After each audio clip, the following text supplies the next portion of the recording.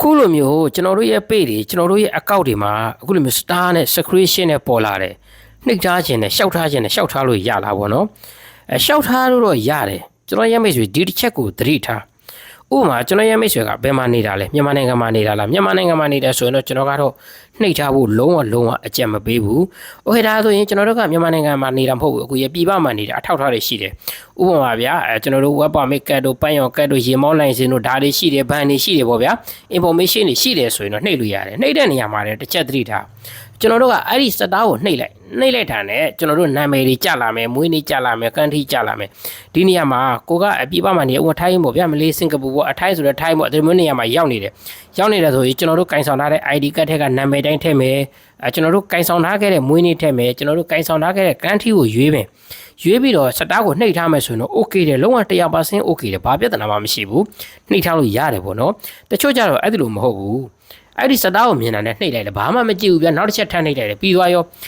တဲ့ခါကျတော့ကန်ထရီကတကယ်လို့ကျွန်တော်ရဲ့မြင်ကမြန်မာနိုင်ငံမှာနေတယ်ဆိုကန်ထရီကလည်းမြန်မာကြီးဖြစ်သွားတာတို့တချို့ကျတော့နာမည်က Facebook ကမြန်မာနာမည်ပေးတာနာမည်အလွဲတွေတို့ဗတ်တွေအလွဲတွေတို့ပေါ့နော်ဒီလိုမျိုးအလွဲတွေဖြစ်ရင်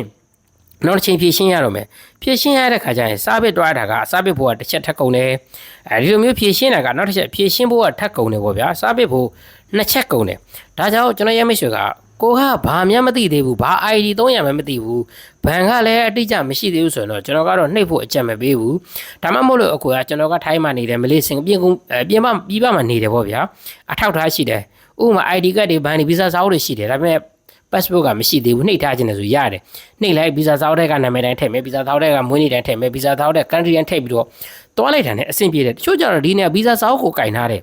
ဗီဇာစာအုပ်ကင်ထားကိုကမြန်မာဆိုပြီးတော့ဒီနေ့မှာ country ကိုမြန်မာကြီးထည့်တယ်သွားတာရှိတယ်မထည့်သွားပါနဲ့ကျွန်တော်တို့ဗီဇာစာအုပ်ဆိုတာကဒါပြည်ပမှာအလုပ်လုပ်ဖို့အတွက်ပြည်ပထောက်ထားဖြစ်သွားပြီပေါ့နော်ကျွန်တော်တို့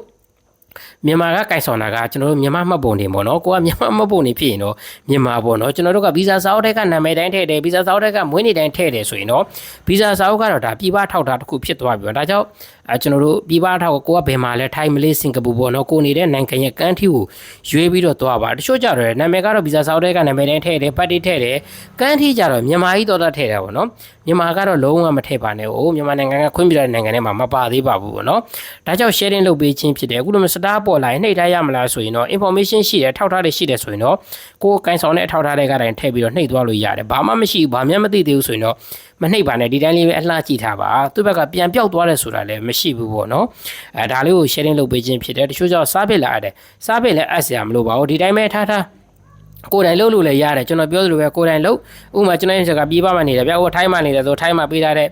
ကျွန်တော် web permit ကတ်တို့ပန်းရောင်ကတ်တို့ရင်မောင်းလိုင်းဆိုတော့ဒီလိုမျိုးပေါ်က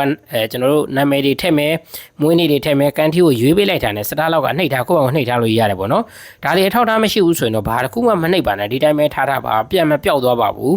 content monetization ဆက်ပေါ်လာမှာ service ရောတခါတည်းလုပ်လို့ရပါတယ်ဟုတ်ကဲ့ပါဒီဗီဒီယိုလေးကဒီလောက်ဆိုရင်မိတ်ဆွေနားလဲသဘောပေါက်မယ်လို့လည်းမျှော်လင့်ပါတယ်နော်